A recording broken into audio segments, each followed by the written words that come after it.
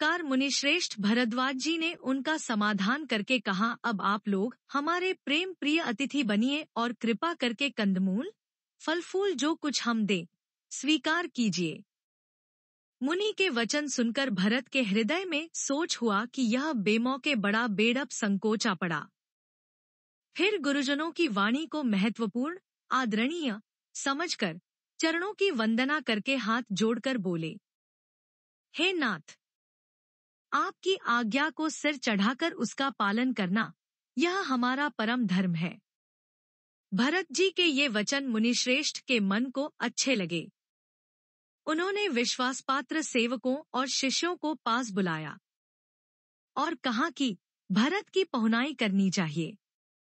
जाकर कंद, मूल और फल लाओ। उन्होंने हे नाथ, बहुत अच्छा कहकर सिर नवाया और तब वे बड़े आनंदित होकर अपने अपने काम को चल दिए। मुनि को चिंता हुई कि हमने बहुत बड़े मेहमान को न्योता है। अब जैसा देवता हो वैसी ही उसकी पूजा भी होनी चाहिए। यह सुनकर रिद्धियां और अणिमादि सिद्धियां आ गईं और बोली, हे गोसाई, जो आपकी आज्ञा हो सो हम करें। मुनिराज ने प्रसन्न होकर कहा, छोटे भाई शत्रुघ्न और समाज सहित भरत जी श्री रामचंद्र जी के विरह में व्याकुल हैं। इनकी पहुनाई आतिथ्य सत्कार करके इनके श्रम को दूर करो। रिद्धि सिद्धि ने मुनिराज की आज्ञा को सिर चढ़ाकर अपने को बड़भागिनी समझा। सब सिद्धियां आपस में कहने लगी, श्री रामचंद्र जी के छोटे भाई भरत ऐसे अतिथि हैं जिनकी तुलना में कोई नहीं आ सकता। अतः मुनि के चरणों की वंदना करके आज वही करना चाहिए जिससे सारा राजसमाज सुखी हो। ऐसा कहकर उन्होंने बहुत से सुंदर घर बनाए जिन्हें देखकर विमान भी विलखते हैं, लजा जाते हैं।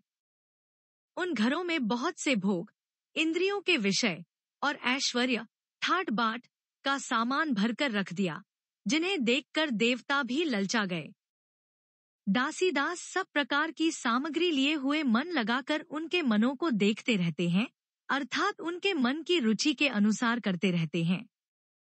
जो सुख के सामान स्वर्ग में भी स्वप्न में भी नहीं है, ऐसे सब सामान सिद्धियों ने पल भर में सजा दिए।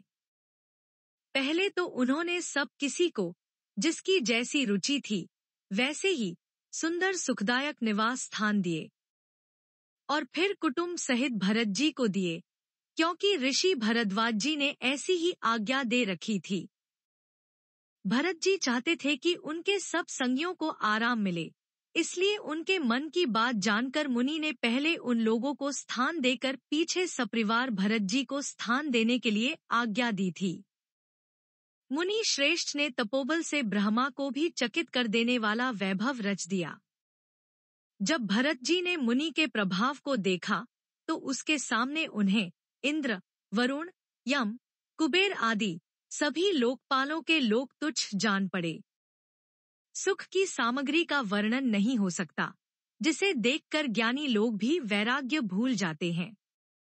आसन, सेज, सुंदर वस्त्र, चंदोवे, वन, बगीचे, भांति भांति के पक्षी और पशु, सुगंधित फूल और अमृत के समान स्वादिष्ट फल, अनेकों प्रकार के तालाब, कुएं, बावली आदि निर्मल जलाशय तथा अमृत के भी अमृतसरीखे पवित्र खानपान के पदार्थ थे, जिन्हें देखकर सब लोग संयमी पुरुषों, विरक्त मुनियों की भांति सकुचा रहे हैं। सभी के डेरों में मनोवांछित वस्तु देने वाले कामधेनु और कल्पवृक्ष हैं, जिन्हें देखकर इंद्र और इंद्राणी को भी अभिलाषा होती है, उनका भी मन ललचा जाता है। वसंत ऋतु है। शीतल, मंद, सुगंध 3 प्रकार की हवा बह रही है। सभी को धर्म, अर्थ, काम और मोक्ष चारों पदार्थ सुलभ हैं। माला, चंदन, स्त्री आदि भोगों को देखकर सब लोग हर्ष और विषाद के वश हो रहे हैं।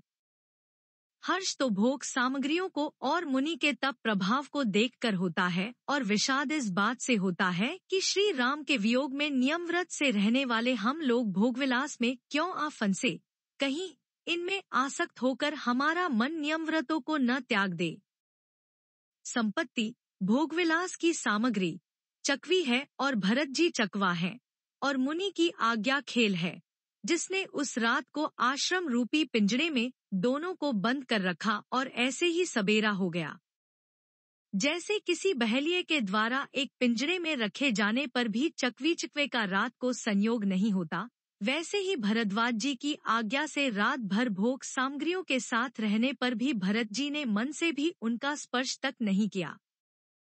प्रातःकाल भरत जी ने तीर्थराज में स्नान किया और समाज सहित मुनि को सिर नवाकर और ऋषि की आज्ञा तथा आशीर्वाद को सिर चढ़ाकर दंडवत करके बहुत विनती की। तदंतर रास्ते की पहचान रखने वाले लोगों, कुशल पथ प्रदर्शकों के साथ सब लोगों को लिए हुए भरत जी त्रिकूट में चित्त लगाए चले। भरत जी राम सखा गुह के हाथ में हाथ दिए हुए ऐसे जा रहे हैं, मानो साक्षात प्रेम ही शरीर धारण किए हुए हो। न तो उनके पैरों में जूते हैं और न सिर पर छाया है। उनका प्रेम नियम, व्रत और धर्म निष्कपट सच्चा है। वे सखा निषादराज से लक्ष्मण जी, श्री रामचंद्र जी और सीता जी के रास्ते की बातें पूछते हैं और वह कोमल वाणी से कहता है। श्री रामचंद्र जी के ठहरने की जगहों और वृक्षों को देखकर उनके हृदय में प्रेम रोके नहीं रुकता। भरत जी की यह दशा देखकर देवता फूल बरसाने लगे। पृथ्वी कोमल हो गई और मार्ग मंगल का मूल बन गया। बादल छाया किए जा रहे हैं, सुख देने वाली सुंदर हवा बह रही है। भरत जी के जाते समय मार्ग जैसा सुखदायक हुआ, वैसा श्री रामचंद्र जी को भी नहीं हुआ था। रास्ते में असंख्य जड़चेतन जीव थे।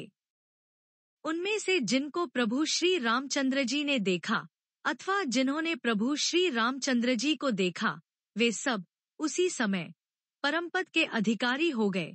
परंतु अब भरत जी के दर्शन ने तो उनका भव, जन्म मरण रूपी रोग मिटा ही दिया। श्री राम दर्शन से तो वे परमपद के अधिकारी ही हुए थे, परंतु भरत दर्शन से उन्हें वह परमपद प्राप्त हो गया।